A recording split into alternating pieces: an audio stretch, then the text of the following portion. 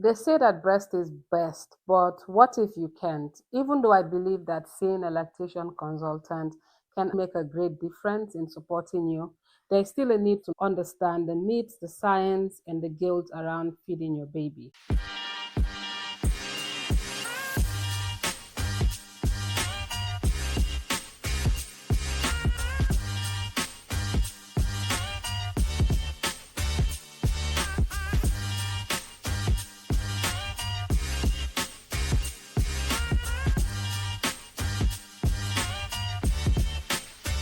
Welcome back to Motherhood Unfiltered. I am Isitu. I do the research so you get the facts. A quick reminder before we dive in is that I am not a medical professional and I do not have medical expertise. Everything I share here is for educational purposes only. Please consult your pediatrician or lactation consultant for guidance specific to your baby. And today we're going to be tackling one of the most emotionally charged topics in motherhood. That's breastfeeding versus formula feeding. Whether you nurse, you pump, or you use formula, the judgment around feeding choices can feel heavy. But here is the truth, there is no one size fit all answer. And I want us to break that down today. When we talk about breastfeeding, the benefits are a lot, and these are backed by research. Breast milk is often called liquid gold for a reason. It contains antibodies that help protect your baby from infections, and research has actually showed that it may also reduce the risk of sudden infant death syndrome, which is also known as SIDS. It can also reduce asthma, ear infections, and obesity later in life. It also adapts, which means that your body changes the milk composition depending on your baby's needs. That's amazing, right? But here's the catch, not everyone can breastfeed. Sometimes people have supply issues, medical conditions, they also have to return to work, or even just mental health reasons. I believe that these are all very valid reasons. And some of the challenges of breastfeeding, also that nobody really talks about enough, is that sometimes there are cracked nipples, clogged ducts, mastitis, and even exhaustion from constant feeds. Exclusive breastfeeding can also take a toll on a mom's mental health.